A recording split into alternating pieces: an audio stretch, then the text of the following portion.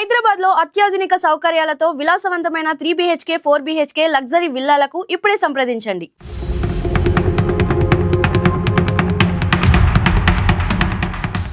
ప్రపంచ దేశాలన్నీ ఊపిరి పీల్చుకున్నాయే అని అనుకునే లోపే ఒక్కసారిగా అంతర్జాతీయ రాజకీయం అగ్నిగుండంగా మారిపోయింది.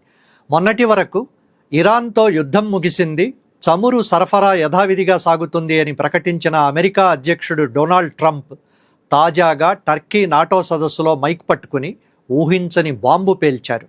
ఇరాన్తో కుదిరిన ఆ తాత్కాలిక శాంతి ఒప్పందం MOU ఇక ముగిసిపోయింది. ఆ దేశ నాయకులు మానసిక రోగులు, ఇక నేను వాళ్లతో మాట్లాడను అంటూ ట్రంప్ సంచలన ప్రకటన చేశారు. ఈ మాట వినడమే ఆలస్యం.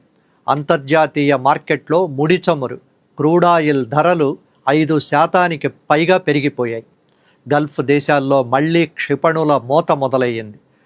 అసలు కొద్ది రోజుల క్రితం ఇరాన్ అణు ఆయుధాలు తయారు చేయనని ఒప్పుకుందని సంబరాలు చేసుకున్న ట్రంప్ ఇప్పుడెందుకు ప్లేట్ ఫిరాయించారు? తెర వెనుక ఏం జరిగింది? అమెరికా ఇరాన్ చర్చలు ఎక్కడ బ్రేక్ పడ్డాయి? అసలు ఆ బాటిల్ నెక్ లేదా ప్రతిష్టంభనకు కారణమేంటి? ఈ ప్రభావం మన భారత్తో పాటు ప్రపంచంపై ఎలా ఉండబోతుందో చూద్దాం. కథ మొత్తం అర్థం కావాలంటే మనం కొంచెం వెనక్కు వెళ్ళాలి. పోయిన ఏడాది, ఈ ఏడాది మొదట్లో అమెరికా ఇరాన్ మధ్య తీవ్రమైన యుద్ధ వాతావరణం నెలకొంది. ఇరాన్ తీర ప్రాంతాలు, అణు కేంద్రాలపై అమెరికా భీకరమైన దాడులు చేసింది. దీనికి ప్రతీకారంగా ఇరాన్ సైతం మిడిల్ ఈస్ట్లోని అమెరికా సైనిక స్థావరాలపై, ఇజ్రాయెల్పై డ్రోన్లు, మిసైళ్లతో విరుచుకుపడింది. అంతటితో ఆగకుండా ప్రపంచవ్యాప్తంగా చమురు రవాణాకు అత్యంత కీలకమైన స్ట్రైట్ ఆఫ్ హార్ముజ్ జలసంధిని ఇరాన్ మూసేసింది. ప్రపంచవ్యాప్తంగా చమురు సంక్షోభం వచ్చే ప్రమాదం కనిపించడంతో రంగంలోకి దిగిన పాకిస్తాన్, ఖతార్ దేశాల మధ్యవర్తిత్వంతో ఈ ఏడాది ఏప్రిల్లో ఒక తాత్కాలిక కాల్పుల విరమణ అంటే సీజ్ ఫైర్ కుదిరింది. ఆ తరువాత జూన్ 11, 12 తేదీల్లో డొనాల్డ్ ట్రంప్ ప్రభుత్వం ఇరాన్తో ఒక చరిత్రాత్మక మెమొరాండమ్ ఆఫ్ అండర్స్టాండింగ్ MOUపై సంతకం చేసింది. ట్రంప్ తన సోషల్ మీడియా ప్లాట్ఫామ్ ట్రూత్ సోషల్లో ఇరాన్ ఇకపై ఎప్పటికీ అణు ఆయుధాలను తయారు చేయనని లిఖితపూర్వకంగా ఒప్పుకుంది, స్ట్రైట్ ఆఫ్ హార్ముజ్ పూర్తిగా తెరుచుకుంటుంది, ఇది అమెరికా సాధించిన గొప్ప విజయమని ప్రకటించారు. ఒక శాశ్వత ఒప్పందం కోసం 2 దేశాలకు 60 రోజుల సమయం ఇచ్చారు. అంతా సజావుగా సాగుతోంది అని అనుకుంటున్న తరుణంలో సీన్ మొత్తం రివర్స్ అయ్యింది. ఆ జూన్ MOU ప్రకారం శాశ్వతమైన శాంతి కోసం తెర వెనుక తీవ్రమైన దౌత్యపరమైన చర్చలు కూడా జరిగాయి. జూన్ 21న స్విట్జర్లాండ్లోని బర్గెన్స్టాక్లో టెక్నికల్ లెవెల్ చర్చలు ప్రారంభమయ్యాయి. ఆ తరువాత ఖతార్లో పరోక్ష చర్చలు జరిగాయి. ఈ జూలై 11న పాకిస్తాన్ రాజధాని ఇస్లామాబాద్ వేదికగా తదుపరి రౌండ్ కీలక చర్చలు జరగాల్సి ఉంది. కానీ ఈలోపు Iran supreme leader Ayatollah Ali Khomeini అంత్యక్రియల కారణంగా చర్చలు కొద్ది రోజులు ఆలస్యమయ్యాయి. ఈలోపే గ్రౌండ్ లెవెల్లో పరిస్థితులు దారుణంగా మారిపోయాయి. ఖతార్లో జరిగిన చర్చల్లో ఎలాంటి పురోగతి కనిపించలేదు. ఈలోపు స్ట్రైట్ ఆఫ్ హార్ముజ్ ప్రాంతంలో ప్రయాణిస్తున్న 3 కమర్షియల్ ఆయిల్ ట్యాంకర్లపై గుర్తు తెలియని క్షిపణి దాడులు జరిగాయి. ఇరానే ఈ దాడులు చేయించిందని అమెరికా ఆగ్రహం వ్యక్తం చేసింది. దీనికి ప్రతీకారంగా నిన్న అమెరికా మిలిటరీ సెంట్రల్ కమాండ్ ఇరాన్లోని 80కి పైగా సైనిక స్థావరాలపై ఎయిర్ డిఫెన్స్ సిస్టమ్స్, కోస్టల్ రాడార్లపై బాంబుల వర్షం కురిపించింది. ఇటు అమెరికా దాడులు చేయడంతో ఇరాన్ కూడా కౌంటర్ అటాక్స్ స్టార్ట్ చేసింది. ఇరాన్లోని క్యూష్క్ ద్వీపం, సిరిక్ నగరం, బందర్ అబ్బాస్ పోర్ట్ సిటీ పరిసరాల్లో భారీ పేలుళ్లు సంభవించాయి. ఈ పరిణామాలతో విసిగిపోయిన ట్రంప్ ఇక చర్చలు లేవు, ఆ పీస్ డీల్ ముగిసిపోయింది అని నాటో సదస్సులో తేల్చి చెప్పారు. అసలు 2 దేశాలు శాంతిని కోరుకుంటున్నప్పుడు సమస్య ఎక్కడ వచ్చి ఆగిపోయింది? ఈ చర్చల్లో ఉన్న ప్రధానమైన బాటిల్ నెక్స్ లేదా అడ్డంకులేంటో ఇప్పుడు చూద్దాం. ఇందులో ముఖ్యంగా 5 పెద్ద సమస్యలు ఉన్నాయి. మొదటిది యురేనియం శుద్ధి. ఒబామా కాలం నాటి పాత అణు ఒప్పందం ప్రకారం ఇరాన్ కొంతవరకు యురేనియంను సివిల్ అవసరాల కోసం వాడుకోవచ్చు.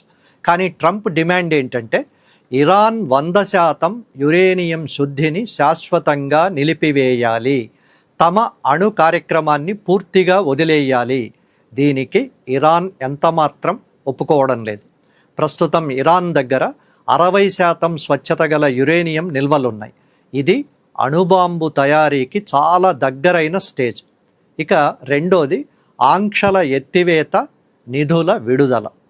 పాత ఒప్పందం కుదిరిన వెంటనే అమెరికా తమపై ఉన్న ఆర్థిక ఆంక్షలను ఎత్తేయాలని, విదేశాల్లో స్తంభింపచేసిన తమ $300 బిలియన్ నిధులను వెంటనే విడుదల చేయాలని ఇరాన్ పట్టుపడుతోంది.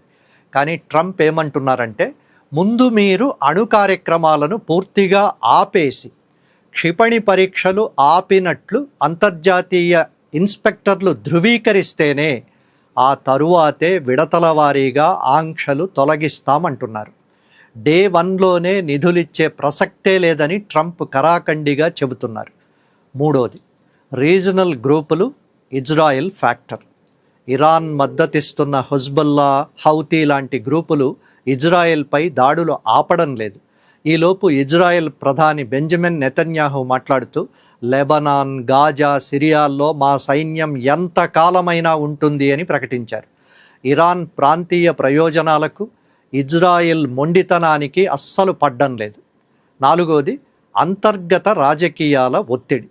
ఈ చర్చలు ఇంతలా బెడిసికొట్టడానికి కేవలం అంతర్జాతీయ కారణాలే కాదు, రెండు దేశాల అంతర్గత రాజకీయాలు కూడా ఒక ముఖ్యమైన కారణం. అమెరికాలో డొనాల్డ్ ట్రంప్ తన ఓటర్లకు, రిపబ్లికన్ పార్టీకి తాను ఇరాన్ విషయంలో ఎంత కఠినంగా ఉన్నానో నిరూపించుకోవాల్సిన పరిస్థితి ఉంది. ఇరాన్కి ఎలాంటి రాయితీలు ఇచ్చినా అమెరికా బలహీనపడిందనే విమర్శలు వస్తాయని ట్రంప్ అనుకుంటున్నారు. మరోవైపు ఇరాన్లో కూడా కొత్త నాయకత్వంపై తీవ్రమైన ఒత్తిడి ఉంది. అమెరికా బెదిరింపులకు లొంగిపోతే దేశంలో విప్లవాత్మక శక్తులు, ఇస్లామిక్ గ్రూపుల నుండి ప్రభుత్వానికి వ్యతిరేకత వస్తుంది. అందుకే ఇరు దేశాల అధినేతలు తమ రాజకీయ ఉనికి కోసం శాంతి కంటే పంతాలకే ఎక్కువ ప్రాధాన్యం ఇస్తున్నారు. ఇక ఐదోది, చివరిది సైబర్ వార్ఫేర్, నిఘా నీడలు. శాంతి చర్చలు ఒకవైపు జరుగుతుండగానే తెర వెనుక ఇరు దేశాల మధ్య మైండ్ గేమ్స్, సైబర్ దాడులు తీవ్ర స్థాయికి చేరాయి. ఇరాన్ అణు పరిశోధన కేంద్రాలపై, కీలకమైన చమురు సరఫరా వ్యవస్థలపై అమెరికా, ఇజ్రాయెల్ కలిసి రహస్యంగా సైబర్ దాడులు జరిపినట్లు ఇరాన్ ఇంటెలిజెన్స్ ఆరోపించింది. దీనికి కౌంటర్గా అమెరికా ప్రభుత్వ వెబ్సైట్లు, డిఫెన్స్ నెట్వర్క్లపై ఇరాన్ హ్యాకర్లు విరుచుకుపడ్డారు. ఈ దాడుల వల్ల ఇరు దేశాల మధ్య నమ్మకం అన్నది పూర్తిగా దెబ్బతింది. ఒకరినొకరు నమ్మలేని స్థితిలో టేబుల్ మీద కూర్చుని చర్చలు జరపడం వల్లే ఈ బాటిల్ నెక్ మరింత క్లిష్టంగా మారి చివరికి ఒప్పందం రద్దయ్యే వరకు వచ్చింది. సరే, అమెరికా, ఇరాన్ కొట్టుకుంటుంటే మనకేంటి అనుకుంటే పొరపాటే. మనకే చాలా ప్రమాదం. ఎందుకంటే గల్ఫ్ దేశాల్లో చిన్న నిప్పు రవ్వ లేచినా దాని ప్రభావం నేరుగా ప్రపంచ ఆర్థిక వ్యవస్థపై పడుతుంది. ట్రంప్ స్టేట్మెంట్ రాగానే ఆయిల్ రేట్లు 5% పెరిగాయి. ఒకవేళ స్ట్రెయిట్ ఆఫ్ హార్ముజ్ జలసంధి గనుక పూర్తిగా మూతపడితే ప్రపంచవ్యాప్తంగా చమురు సరఫరా నిలిచిపోయి పెట్రోల్, డీజిల్ ధరలు ఆకాశాన్ని తాకుతాయి. భారతదేశం తన చమురు అవసరాల్లో 80% పైగా దిగుమతులపైనే ఆధారపడుతుంది. చమురు ధరలు పెరిగితే మన దేశంలో రవాణా ఖర్చులు పెరిగి నిత్యావసర వస్తువుల ధరలు విపరీతంగా పెరిగిపోతాయి. ద్రవ్యోల్బణం పెరుగుతుంది. మిడిల్ ఈస్ట్ దేశాల్లో లక్షలాది మంది భారతీయులు ఉపాధి పొందుతున్నారు. అక్కడ యుద్ధ వాతావరణం నెలకొంటే వారి భద్రత పెద్ద ప్రశ్నార్థకంగా మారిపోతుంది. ఇప్పటికే స్ట్రెయిట్ ఆఫ్ హార్ముజ్ దాడుల్లో కొందరు భారతీయ నావికులు మరణించడంపై భారత్ తీవ్రమైన ఆందోళన వ్యక్తం చేసింది. యుద్ధ భయాల వల్ల ప్రపంచవ్యాప్తంగా ఇన్వెస్టర్లు షేర్లను అమ్మేసి బంగారం వైపు మళ్ళుతారు. దీనివల్ల స్టాక్ మార్కెట్లు కుప్పకూలే ప్రమాదం ఉంది. The art of the deal పుస్తకం రాసిన ట్రంప్ ఇరాన్ను పూర్తిగా లొంగదీసుకోవడమే లక్ష్యంగా మ్యాక్సిమం ప్రెషర్ వ్యూహాన్ని అమలు చేస్తున్నారు.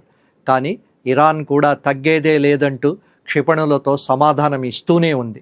మరి జూలై 11న ఇస్లామాబాద్లో జరగాల్సిన సాంకేతిక చర్చలు అసలు జరుగుతాయా, లేదా ప్రపంచం మరో మహాయుద్ధం వైపు అడుగులు వేయబోతుందా అన్నది రానున్న రోజుల్లో వేచి చూడాలి. ఇలాంటి మరిన్ని ఇంట్రెస్టింగ్ అప్డేట్స్ కోసం ధాత్రి టీవీని లైక్ చేయండి, షేర్ చేయండి, సబ్స్క్రైబ్ చేయడం మర్చిపోకండి. ఫేస్బుక్, ఇన్స్టాగ్రామ్, ఎక్స్లో ధాత్రి టీవీని ఫాలో అవ్వండి. మీ విలువైన అభిప్రాయాలను కామెంట్లలో పోస్ట్ చేయండి.